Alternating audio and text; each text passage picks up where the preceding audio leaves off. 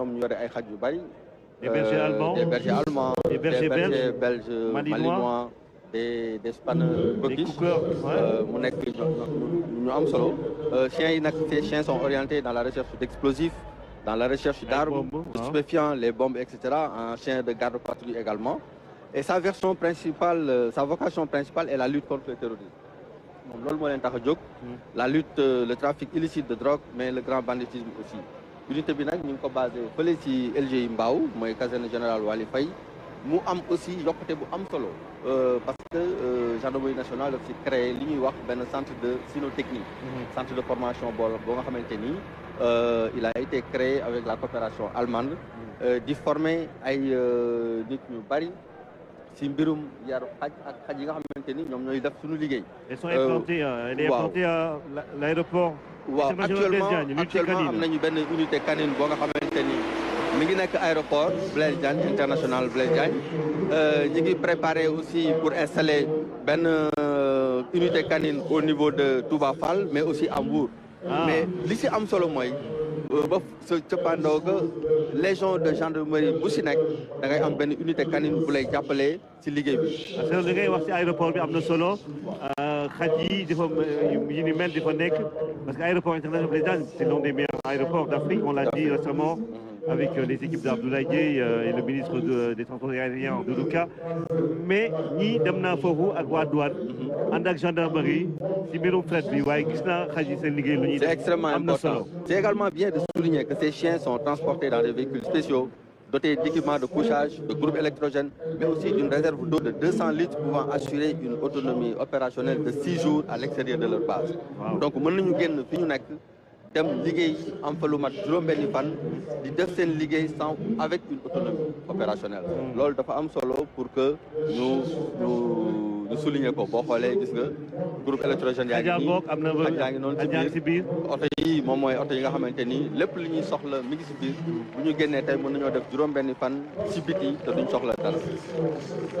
ñii di ñëw nag ñooy section spéciale waaw xaj yu doy waar la c'est très important. Extrêmement important waaw kii ñu gis nii di ñëw moom mooy lieutenant Aïssatou Cissé Diagne moom moo nekk ci kaw section spéciale chargée de la protection de l'environnement muy unité spéciale bu am solo boo nga xamante ni thème ren bi li ñu ci wax mooy protection des ressources naturelles ñoom dañ ciy jouer rôle bu am solo. Seen mission c'est de lutter contre toutes les formes d'agression de l'environnement, notamment l'extraction illicite de sable marin. waaw ñu koy tàccu elle est diplômée jigéen la plongeur la day def plongée sous-marine nekk mécanicien am loolu taxawaay bu am solo ci section bi nga xamante ni moom la nekk ci kanamam. ñoom ñoo nekk ni di jàll ñoom dañuy liggéey ci lépp loo nga xamante ni mooy pollution marine ou terrestre, pollution atmosphérique, pêche à l'explosif. boo xoolee aujourd'hui lépp loo nga xamante ni day dugg ci géej waaw actuellement nii il défile avec des vedettes d'intervention rapide de 300 et 600 chevaux qui sont longues de 7 et de 9 mètres pour l'action en fluvio-maritime, mais aussi en milieu fluvio-maritime, mais aussi la section dispose d'une équipe NRBC. boo xoolee mooy ñi nga xamante ni ñoom ñooy intervenir ci lépp luy produit chimique. Produits NRBC composés de personnel chimiste, de physiciens aussi, qui interviennent particulièrement dans des zones contaminées ou présentant des risques ou menaces NRBC à l'image des sites clandestins d'orpaillage traditionnel. mais nag dañuy wax da ngeen di nëbbatu parce que lii. waaw lii am na solo ay mbir yu bees la am na solo lii moo leen di permettre ñu mën a intervenir ci zone bi nga xamante ni dañ ko contaminé wala yu mel noonu. moto yi ñoom ñoo ñuy permettre ñu mën a def la surveillance des plages moom la ñuy wax les quads. donc littoral bi yëpp moto yu mel nii lañ fa yore pour mën a def des patrouilles parce que suuf si dafay bari donc c'est pas adéquat ñu yóbbu fa ay oto donc loolu moo tax. ñu fa yóbbu yi. c'est 700 kilomètres de côte. voilà may profité aussi ci occasion bi di nuyu sunu naataango yi nga xamante ni waa Saint-Louis mais ak waa Gambie ñi nga xamante ni ñoo nekk Misega ay ñoom Touré ñoom Camara mooy sunuy xarit yoo xamante ni sama ñoom xarit yeneen yi Arouna Sarr ñi nekk Centrafrique ñi nekk Congo ñoom ñëpp ñu ngi leen nuyu ñi nekk Mali. donc c'est l'occasion vraiment pour di leen xalaat bu baax xam naa ne ñoom aussi ñu ngi seetaan di bëggee ak ñun ci li nga xamante ni mooy suñu fête nationale. ana waa drone yi borom drone yi. waaw drone yi nag ñoom ñoo nekk dañoo am Tafa drone ah. waaw RTS mooy suñu droneur en chef. drone yi nag xaw na wuute kii unité bu bees la boo nga xamante ni dañ koy soog a teg. l'escadrille de drones d'appui de la gendarmerie est une nouvelle unité hein, de la Légion de gendarmerie de l'air et des transports aériens. Il est placé sous les ordres du capitaine Medoun Ndiaye. Elle est rattachée à la section aérienne de la gendarmerie nationale et est compétente sur toute l'étendue du territoire. Donc, nous, peuple Sénégal, l'escadrille est composée d'une section technique et d'une section opérationnelle composée de personnel navigant, d'électroniciens, d'informaticiens, de transmetteurs, mais aussi de télépilotes. Elle a pour mission de soutenir les unités engagées au sol, non seulement dans la recherche du renseignement, mais aussi dans l'appui feu, notamment dans la saturation en grenade des zones tenues par les manifestants à partir de la 3e dimension. L'unité dispose de plusieurs types de drones destinés soit au maintien de l'ordre, soit à la surveillance opérationnelle de moyenne et longue portée couvrant des rayons pouvant aller jusqu'à 120 km. 120 km 120 km drone yi daf koy dem. Voilà yenn yi pour surveillance la yenn yi pour ay lance-grenade la. mais surveillance drone buy lancer grenade. day lancer grenade yi ngay gis nii dañuy ñëw mën nañu dem ba tim manifestants yi sànni fa ay grenade donc continuer def seen liggéey de surveillance. man de gis naa ay drone yuy béy yuy arrosé ay tool fële incubateur bu Mboro bi ak professeur Aïssatou Sow Sall. waaye drone buy sànni grenade moom waaw lii ñoom dañuy sànni ay grenade yi mu nekk unité bu bees tax boo xamante ni di nëbb bëri na lool. waaw loolu du nëbbatu mais lu nekk ak waxtu bi mu war a génne. donc en tout cas ñu ngi remercier le haut commandement si liggéey bi nga xamante ni ñu ngi koy def pour accompagner les personnels si liggéey bi ñu leen dénk di leen ko yombalal. di leen ko yombalal di leen jox les moyens qu'il faut di ko moderniser nag aussi. dañoo bëri sax je vois les yeux de Moustapha Ndiaye qui te scintiller hein. Parce que lui il aime tellement les drones mais des drones d'une telle capacité amaguñu ko quand même. am na si 10 unités yoo nga xamante ni benn bu si nekk dafa autonome. mais lii dafa laaj formation il faut nga insister si loolu parce que lii capital ay nit ñoo koy doxal. formation bu lépp loo fi gis ay nit ñoo koy doxal. boo xoolee seen biir am na ay personnel navigant am na ay électroniciens am na ay informaticiens am na ay transmetteurs mais aussi des télépilotes. et ça c'est important. ñii nag ñoom ñooy détachement sécurité routière mooy ñoom capitaine Malick Faye moo nekk seen kanam. Cette unité est destinée à préparer les personnels spécialisés dans la gestion de la sécurité routière. Ils sont implantés à la caserne générale Wali Faye de Mbao et le centre va accueillir des personnels civils comme militaires, nationaux comme étrangers, désireux d'être formés à la conduite automobile, à la conduite motocyclette, mais aussi à la sécurité routière. Donc sa mission consiste à promouvoir la sécurité des personnes et des biens sur les axes routiers, de protéger les infrastructures et les moyens de transport et de limiter les risques d'accident sur la circulation routière. Ils sont sur l'autoroute, ils sont il y a une bonne politique de sécurité routière. Commandement bi créé ay brigades routières yu bare yóbbu leen ci dëkk yi parce que tali bi moom bëri na ay victimes ñu def naka sul noonu donc commandement bi créé les brigades routières créé unité yi donc pour renforcer leen ci li nga xamante ni mooy formation boobu. Bataillon des transmissions aujourd'hui, lieutenant-colonel Sékou Keïta, je passe la main au colonel Koulibaly. Oui, directeur de la DIRPA. Commence donc le défilé militaire, le défilé donc des unités des armées. Donc le bataillon des transmissions, donc c'est l'unité qui est chargée en fait d'assurer les communications au sein des armées. Ils sont en même temps chargés de tout ce qui est informatique au sein des armées. Donc le détachement qui passe effectivement aux ordres du chef de corps du bataillon de transmission.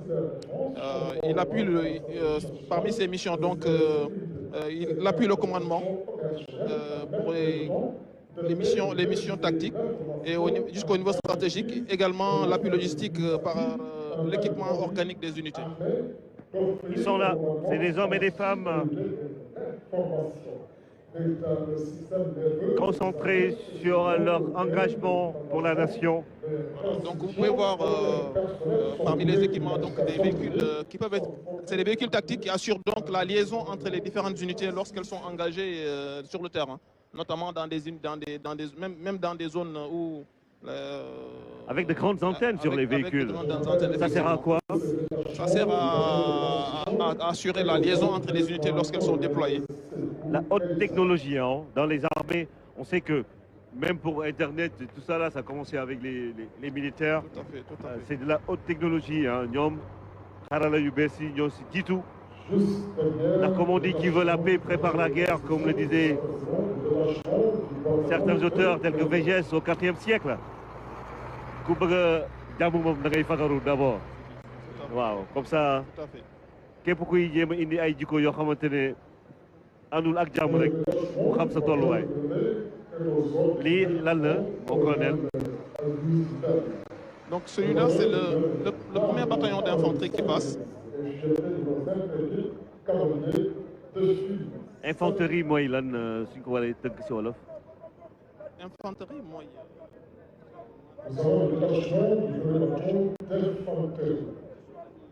dañuy liggéey.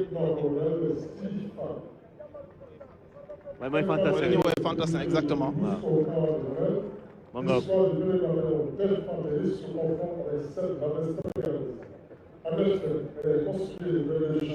ñoom la et puis ñoom ñooy kon ne di défilé nii mais posture bi waa ji di am militaire bi nii. waaw kii nekk ci kanam nii.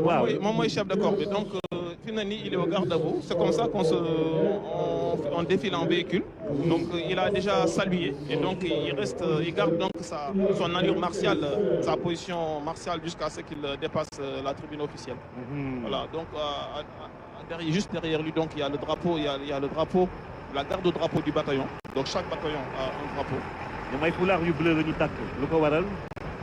Voilà, donc le bataillon est commandé par le lieutenant-colonel Sidi Fall. ay foulard yu bleu la ñu takk lan moo ko waral. Ça peut être bleu, ça peut être une autre couleur, donc ça dépend. Donc ça fait partie de la tenue de parade. et ay chars de combat la wala lan. Non, c'est pas des chars de combat. gis naa jigéen bu yore arme bu ngand la. Oui, attan na ko. c'est une 12-7, c'est une mitrailleuse 12-7 qui est donc qui permet donc de délivrer des tirs à partir du véhicule. Donc c'est une arme donc qui est solidarisée du véhicule. Voilà. 12-7 tamoon naa ko dégg Ziguinchor voilà et puis oto yi dañoo may tous en termes de gis naa ko fii Goudomp maa ngi gis Kayemor mais jigéen bu war a yore 12-7 moom kooku xanaa dana bëri doole lool parce que 12-7 du arme ndaw.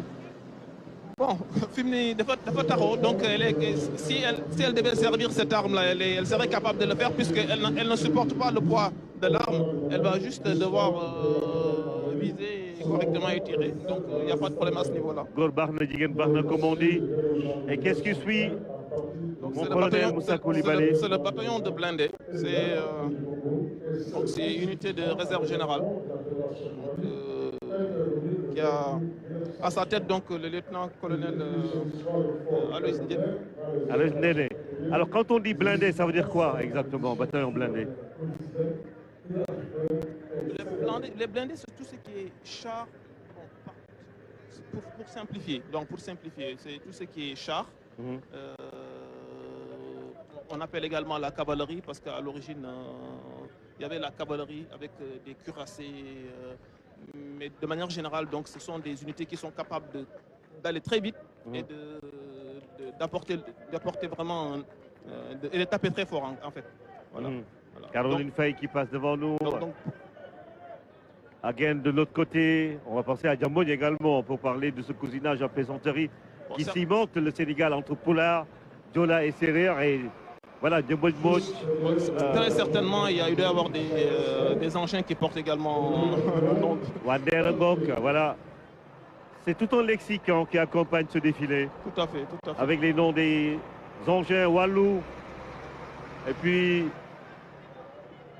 voilà, parce que le camion Bimom, donc ça, ce sont des camions citernes qui font donc partie des équipements des unités, puisque voilà, sur le terrain, il faut être capable de se ravitailler, aussi bien en eau, en carburant, etc. C'est important de le rappeler.